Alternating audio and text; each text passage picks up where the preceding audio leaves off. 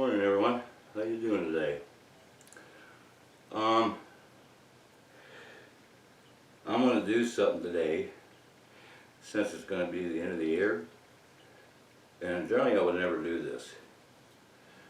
And what I'm going to do, there was an incident, or I should say incidents, that lasted for a 2-week time period a few years ago. And what I'm going to do today, on this particular story I'm going to tell you, I have never gone into complete detail. Well, it's going to change today. I decided I'm going to go ahead and give it to you in complete detail. What occurred, what happened in that 2-week time period a few years ago.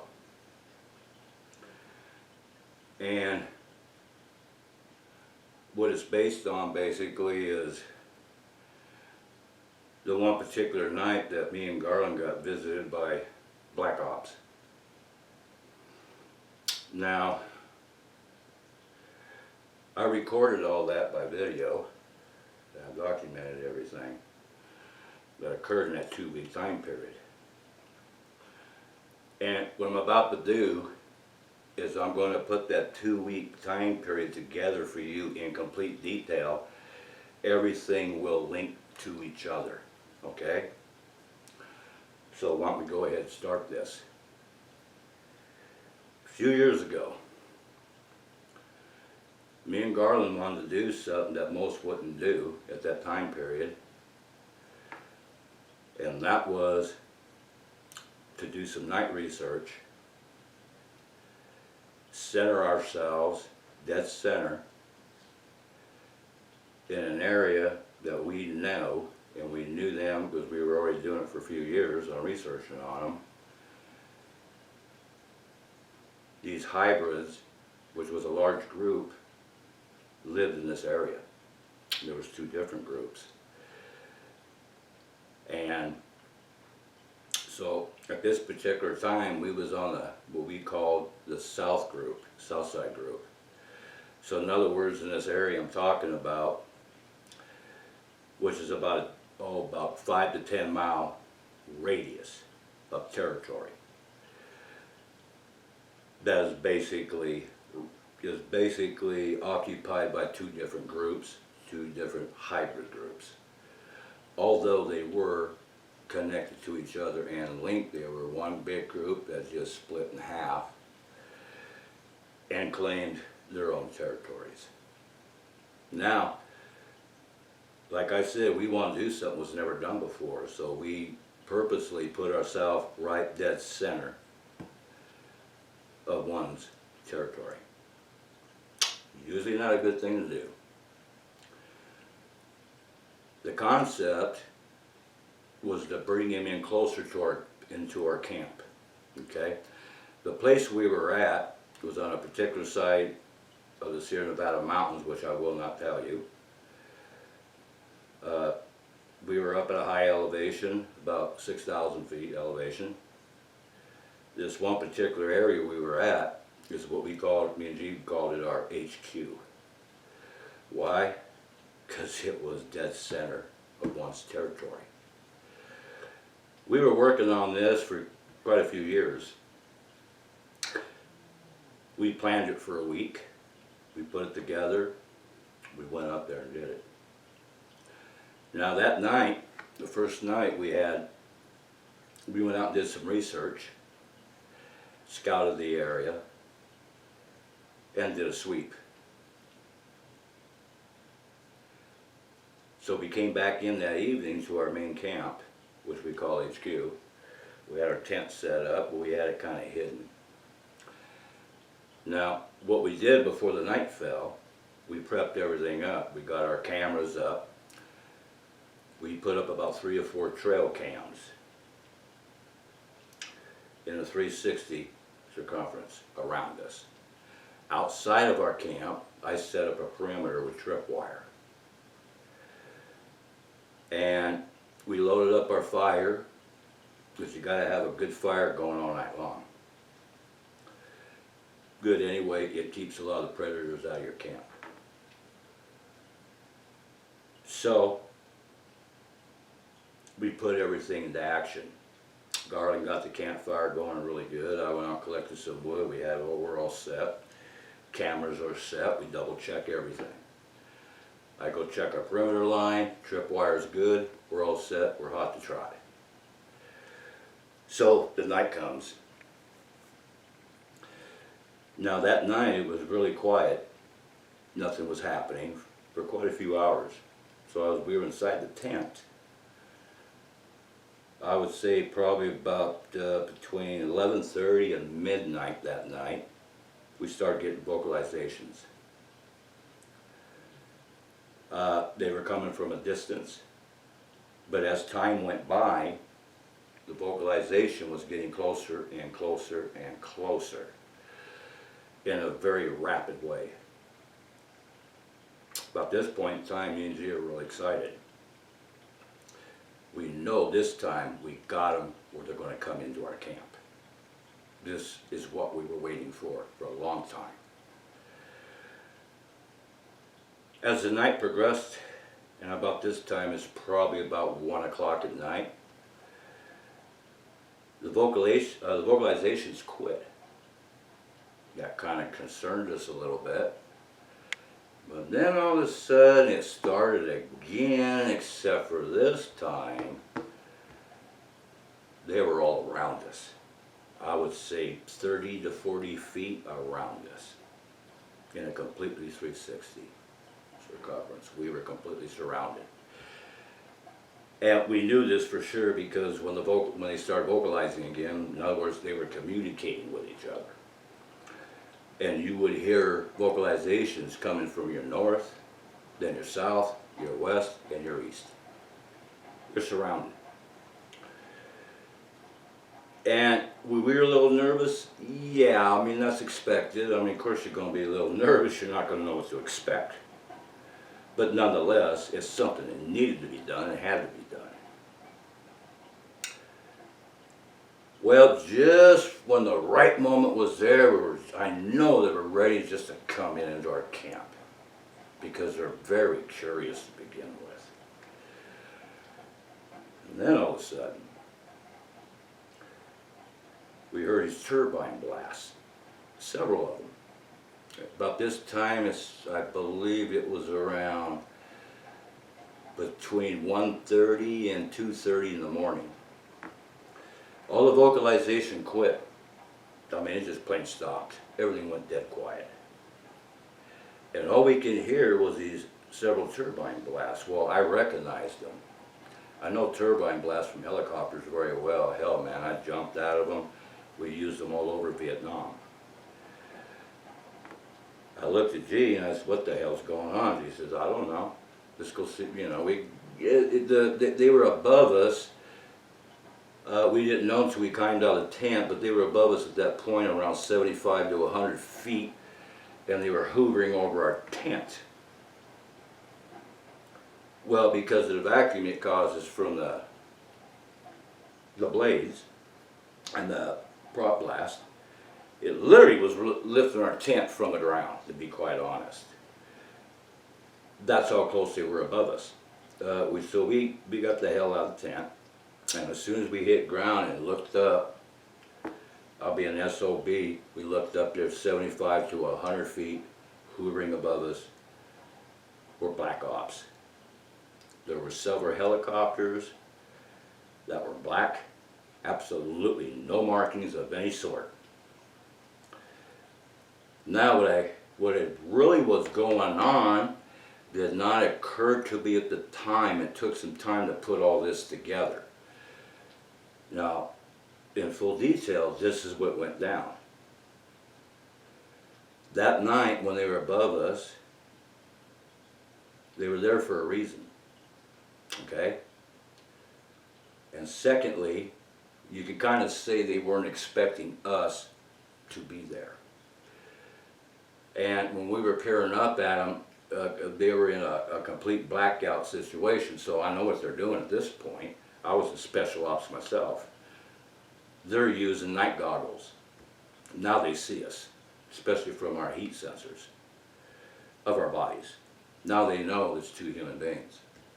Now they can see the detail of what's going on below them. I believe what probably occurred at that time was, I'll just put it this way, they weren't expecting us to be there, or anybody for that matter. So you can kind of say whatever they were up to, and there was only one or two things they were up to. Me and G, we foiled it for them, okay? So, they decided they took off, and they disappeared into the night. They did not come back. Me and G, we set up. We didn't want to go back in the tent, and we just talked about what the hell was just what happened. Now, why were they there? I'm going to tell you why. They were there for one or two reasons. Was to net and capture some, or to utilize. They were there for one of the two reasons. And why do I know this? Because that's what they do. For your information, and it's a fact, and it's reality, the U.S. government knows the existence of these hybrids, and they have known the existence for quite a while.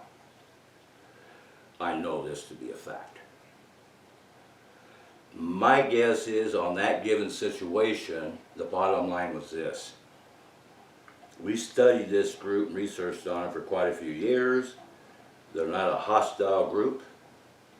They have never meant or had intentions to cause anybody any harm. No human beings were ever hurt that we know of, and we were up in that area for years, including ourselves. We've had interactions with them for years. About the only thing they would do, they like to give you a mind screw, you know. In other words, they mess with your head. They like to throw objects at you, but nothing really to harm you. But you know what? They could if they wanted to. It was an intelligent group, more than most we've came across.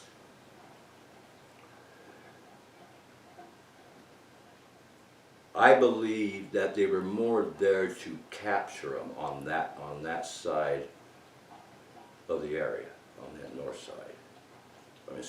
South side. And the reason why they do this is because what happens is the government, they keep an eye on things. Me and G have come across U.S. government trail cams, little black boxes, right in the middle of nowhere in the forest. So what do you think they're doing there?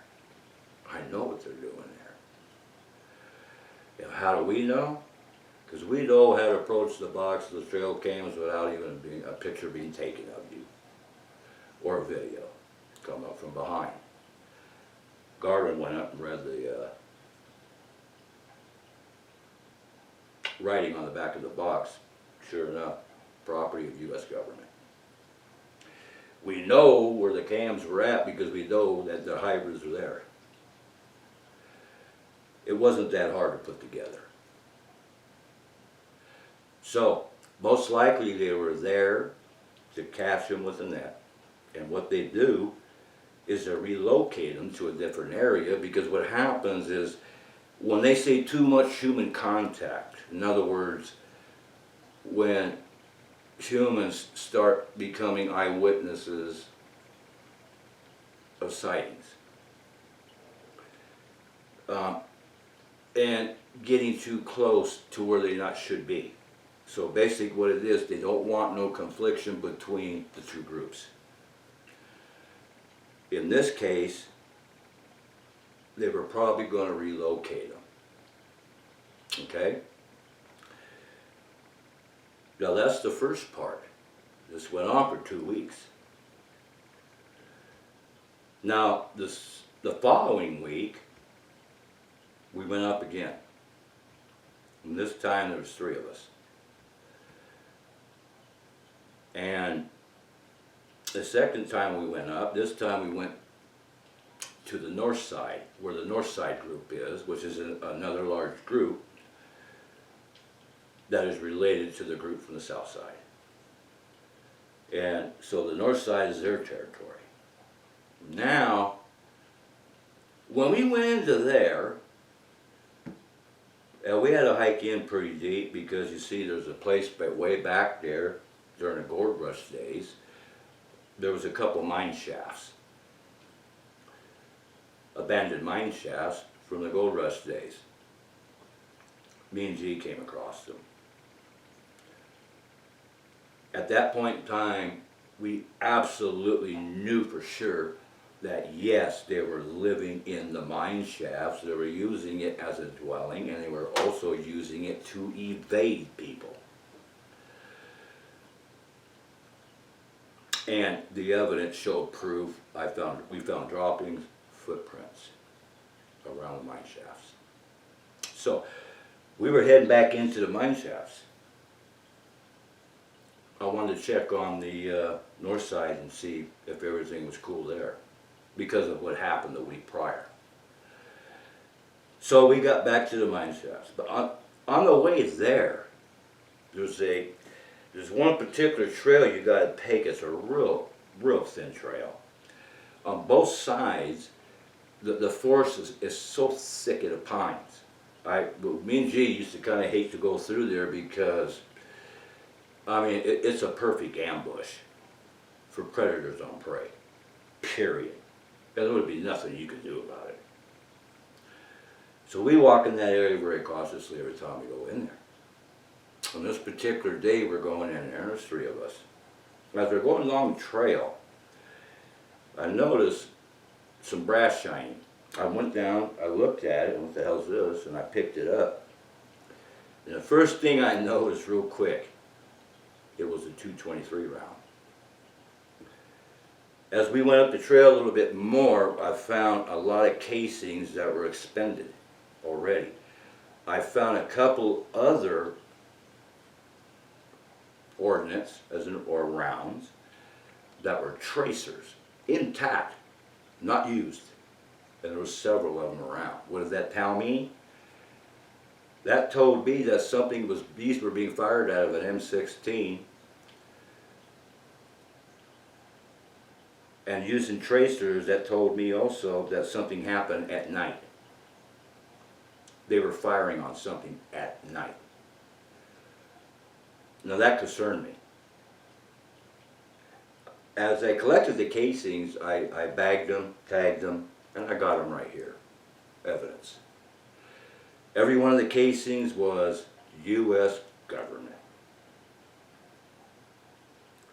Now you ask yourself the question, what were they shooting at? What was going on at that nighttime, at that time? I can't say, none of us can because we weren't there, but yet the evidence was there, told me a story of what happened.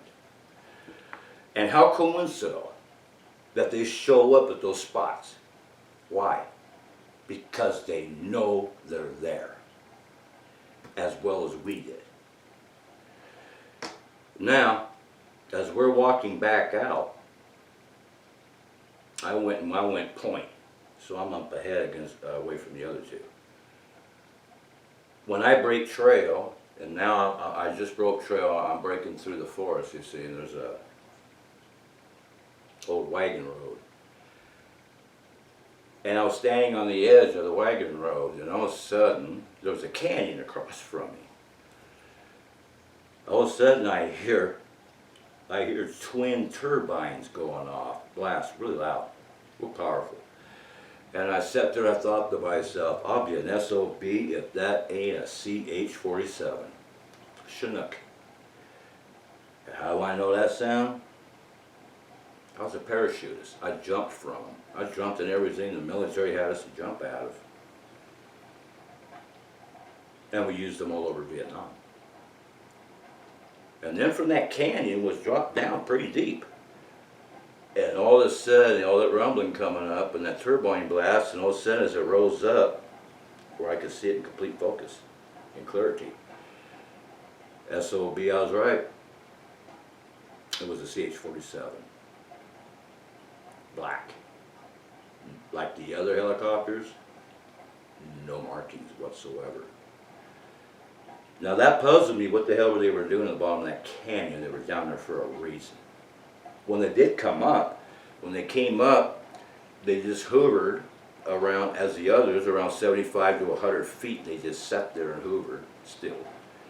Then they started moving, cruising real slow, like in observation mode.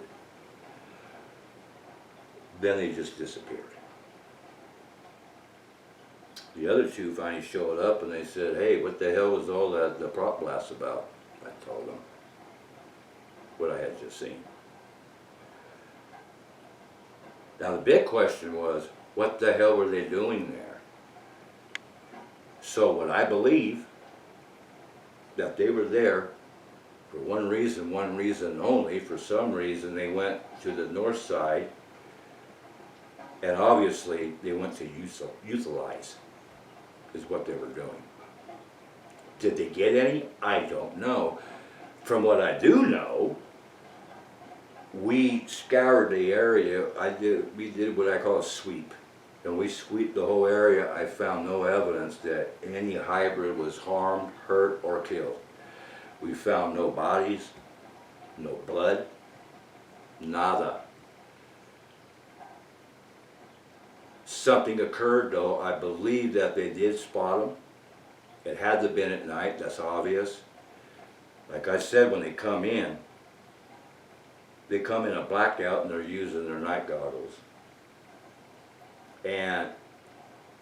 But thank God the hybrids got away, and I believe they scattered in the woods and probably went down the mine shafts. But what was the CH-47 doing down in that canyon?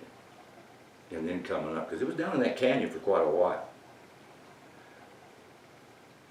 I believe either they relocated some,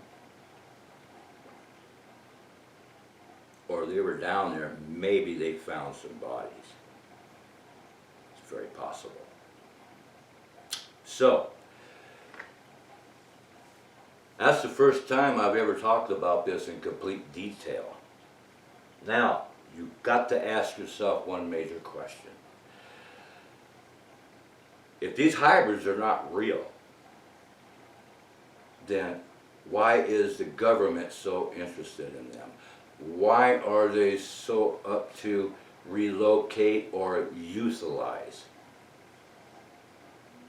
Because they're real, guys, like I've been trying to tell you for years. They're real. The government knows they're real. They know they exist. And between you and me, as deep as I am in anthropology and cryptology, they don't want, how would I put it, to throw the world of anthropology upside down. That is what's going on. Because when they write history, history is set. But history can be changed. And it has been through time. This is one of them. So, now, the big question for you is this. Do you believe, after what I just told you, in complete detail?